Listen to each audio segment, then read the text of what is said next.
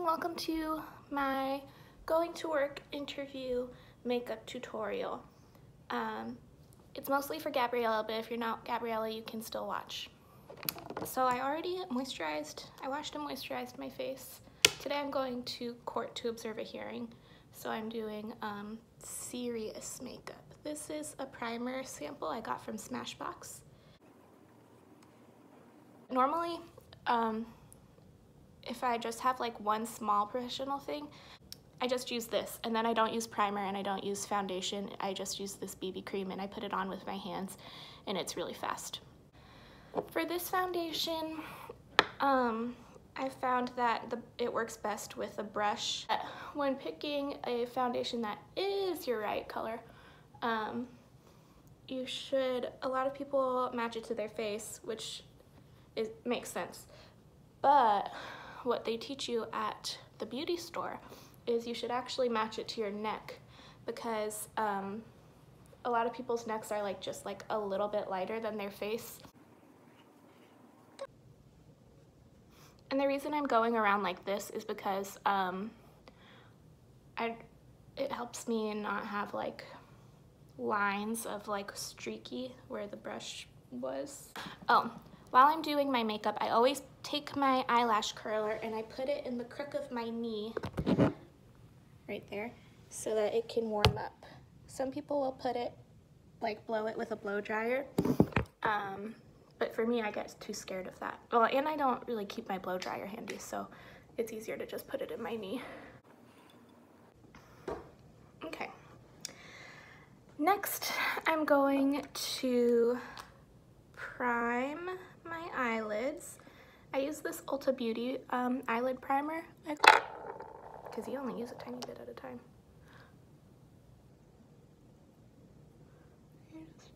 And so this helps your eyeshadow stay on, and it also, if you have veiny eyelids, it helps it be one color. It makes an even base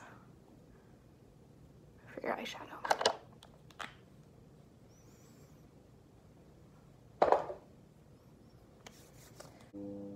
So this is the eyeshadow that I've been using most of the time for interviews, but the gist is you want I think of it as a dust color, but just a neutral for your crease to define it. Then whatever color you want for your lid, which I normally do pink.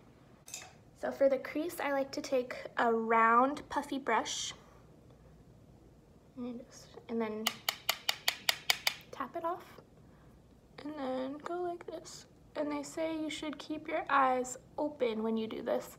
It helps you see where your crease is and what you'll be able to see when your eyes are open.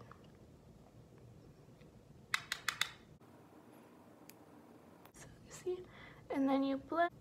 And another thing is, I have bad eyes and I can't wear my eyeglasses to do makeup, so I always use a small mirror. So now for my lid, these are both lid brushes, but this one I find is too puffy a lot of the time, so depending on what color you're using, it can not really pick it up all the time. So I use this one that's smaller and more compact, and I take this pink color and put it on from the corner to the edge. And with this part, I kind of push it on instead of doing it in circle motions like I did with the other part. For the brow bone, I actually am going to use the one that I said I don't like for that. So I take the light color and I put it. And that also helps if you don't like the shape of your crease mascara or crease eyeshadow that you did. This you can get cover it up a little bit with this, or blend out the edges. Put a little bit in the inner corner to brighten. Although my inner corner you can't really see because of my glasses, but I still do it. Okay. And then now, Sometimes I do liquid eyeliner, but usually on like important days or days that I have to look professional, I don't, because I'm not very good at it. But what I do is I just go confidently, and I just put like tightly against my lash line, a thin line, and I try to do it as even as possible, but I'm not really good at it. So now I'm taking this darker color, and I'm using this really thin little brush, and putting it on there, and I'm going to use it as eyeliner.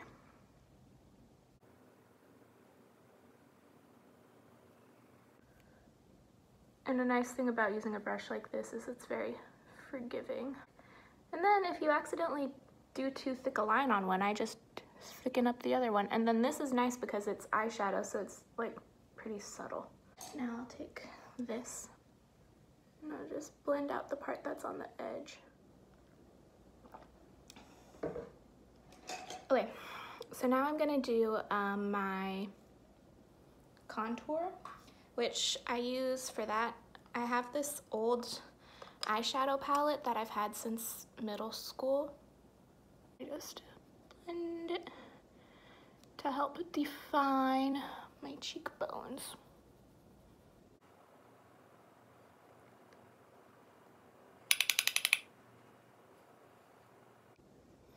Other people for contour will like do a 3. I don't. Sometimes I do that if I feel like I have extra stuff on my brush, but I don't normally. Okay. So now do I look more sculpted? Now I'm gonna take this blush. I like this blush because it's an illuminating palette, but it's very pigmented. So for me, I like a really heavy blush look, but I know some people don't. But I don't care. For this blush, I use this brush just because it fits into the pan well, but this brush is really tightly packed, so it actually works really well if you have a blush that's not pigmented. Like, I use it all the time for this blush because you just pack it onto the brush and then like tap it onto the cheeks. With this, I go like this to get it onto the brush because of how small the pans are, and then I go.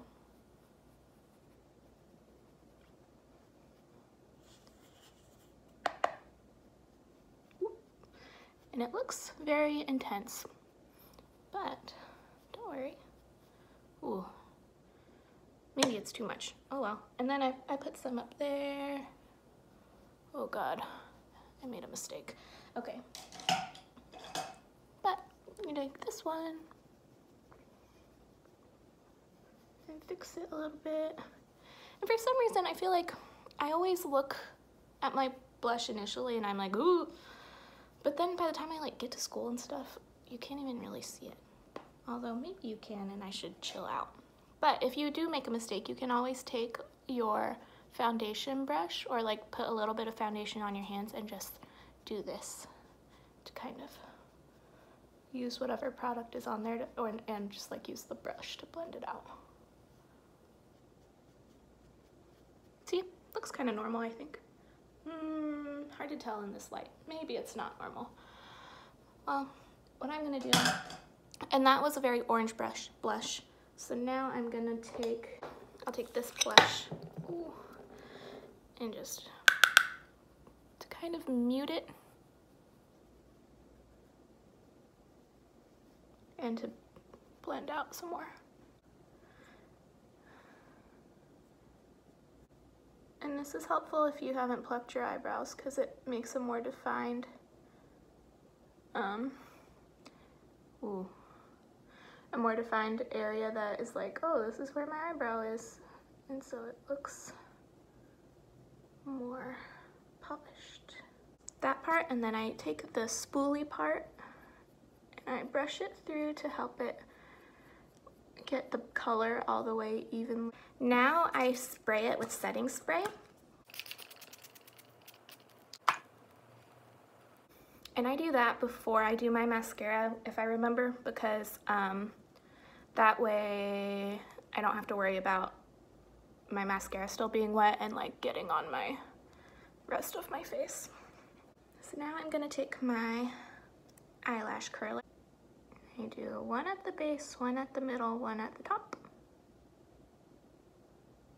Like moving the mascara or the eyelash curler from. So now for the mascara. I'm a firm believer in drugstore mascara, but my sister got me this Too Faced Better Than Sex mascara, so that's what I'm using, and I do really like it. It's like 3 times as much as I normally spend on mascara, but it really does help keep my eyelashes curled, which for me, a lot of mascaras don't. But it looks like this, and I just go like this and kind of blink it on.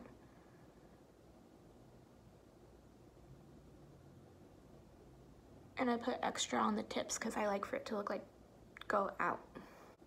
And I normally don't re-dip my mascara in the thing because I heard when I was in like middle school that makes it get air bubbles. So I don't like go a lot. I try to avoid dipping it as much as possible and just use up all the product that's on the wand. And after I initially put it on, if there's like areas where some of the eyelashes clumped together, I take it vertical and I go like that to separate them. Okay, so there's those. And then I like to put mascara on the, don't use that because the wand is really big and pokey. So I have this L'Oreal Voluminous Original. I like this mascara, and this is what I was using for all of my mascara needs before I got that new one. But it's getting a little bit dry because I've had it for a few months, so I take it and I go kind of like not fully vertical, but I put it on the bottom lashes. And I normally don't do eyeliner on my bottom lashes, so this kind of acts like the eyeliner. So that's most of my face done.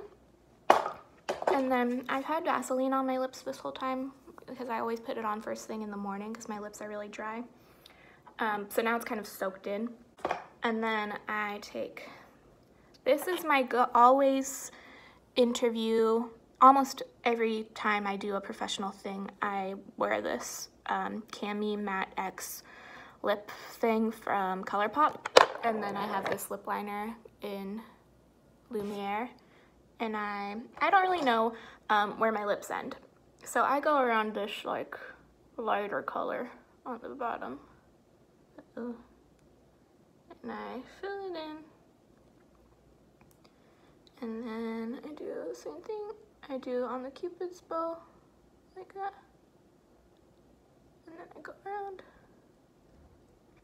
to get the shape of the eye, or the lip, and then I go in with the lip liner and I do the whole, I pretty much put it all over my lips, not just on the edges, to help fill in any cracks and lines.